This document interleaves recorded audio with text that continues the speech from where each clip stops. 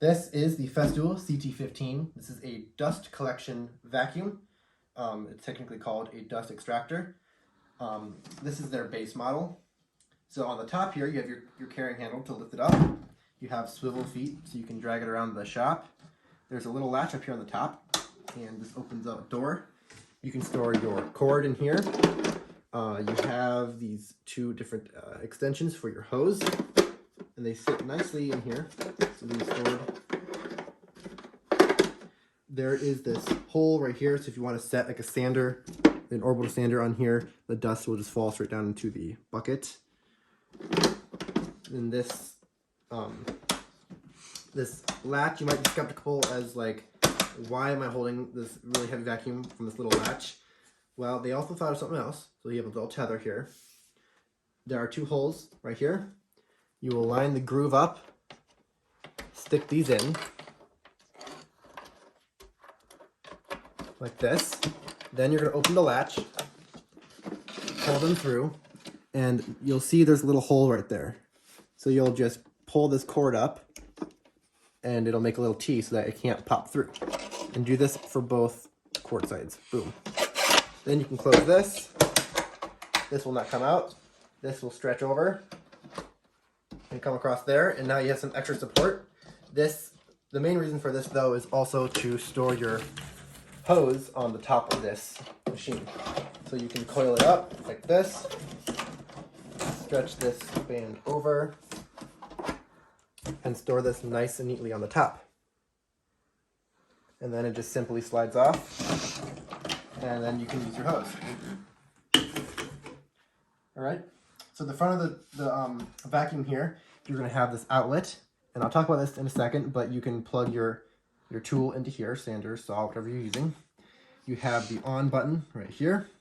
This is the manual button, so you can manually set the suction level. As you can see here, plus and minus, it'll lower or raise the suction level. Or if you click it again, it'll just go into auto mode and it'll self-regulate. Now back to this outlet here. This is a really cool feature. So when you have the vacuum turned on, you can plug in your sander or your saw, whatever tool you're using. And when you turn the saw or sander on, it'll automatically turn the vacuum on.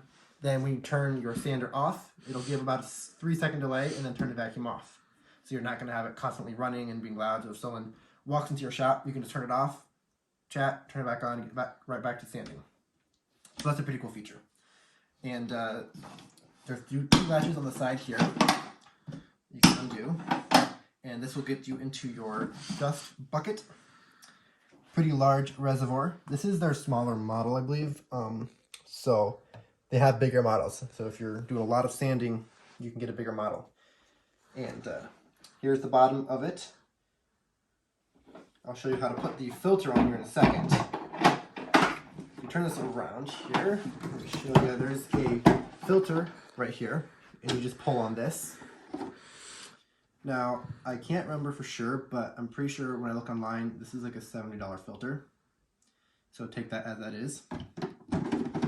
It's very nice though. It fits in there, and it's got some rubber O-ring or something in there, so it's a very nice tight seal. Right here you have a vent. You can open this up, find the large end of your hose, and just stick it in, friction fit. And there you go. You can start using your vacuum. And then just wiggle it back and forth, and it comes right out.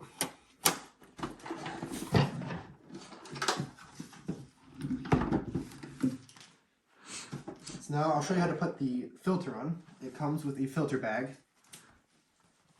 I guess I don't know what size it is. Maybe it'll say on here. Nah, it doesn't really say, but it's a fairly large bag, and it expands. So what you're going to do is take the top of your vacuum off. I'm just going to set this on the floor for now. In here, you're going to notice there are a shelf here and a latch over here. So you're going to grab your bag, and we're just going to fit this in here. So see on the plastic or this cardboard section here, you can see the flange. This is specific to one side, so you can't get it mixed around. So this side is going to go in here because you can see there's a little fitting. So that'll sit in there. Just pull your bag ends out like this so they're nice and fitted. And then on this side, you're just gonna push down gently and it should latch. And now it is fitted inside of your vacuum. And then this bag you can just kind of shove in here and it should expand once you get some dust in there. And then to replace it, you can just push this tab that's in here and it'll pop out and then you can replace it. So pretty straightforward. This here is very important. You need to make sure that you put the vacuum on correctly. So when you put this top on, this nozzle here is going to fit right inside this. So just make sure you don't put it on backwards.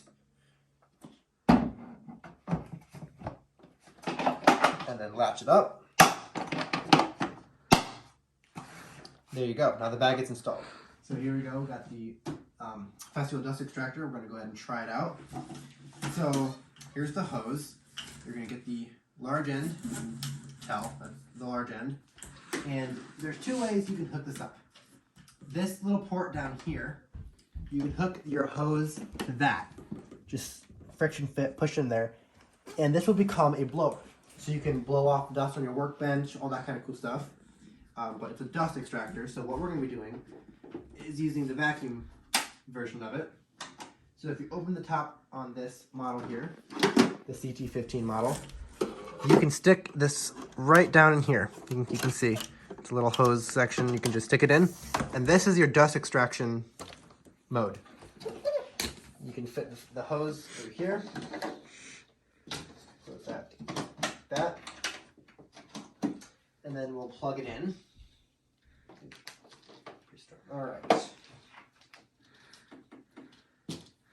Now, the hose is rubberized, so it should fit in most tools. The D-walls are a little bit different. They have a proprietary locking system that has a little collar that locks and unlocks. So it will fit in here like that. It's not a super amazing fit. So they do make an adapter that goes from the locking system down to a smaller diameter hose. So that should allow this hose to fit in there a little more tightly. So we're going to be looking into getting one of those. So there are adapters out there. But we're just going to, we don't have one yet, so we're just going to stick it in there and it's good enough to use. We'll hook this into the plug-in that's on the system here. And there is a ground, so if you have a ground plug, it will work in here as well. All right, there we go. And you can see it's lit up.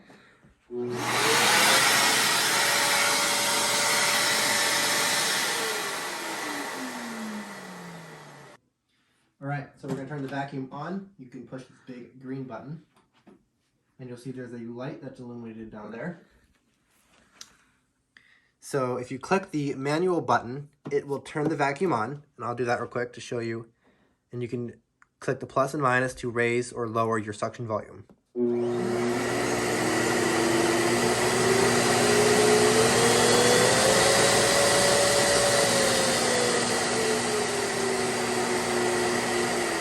So why do you click the manual over the start button? So this will actually turn the vacuum on and off. So it'll actually cut power to it or give power to it. The man button will switch between manual and auto mode. So right now it's on auto mode. So if we look up here at the sander, if I turn the sander on, it should turn the vacuum on. It goes in automatic mode. Oh, okay.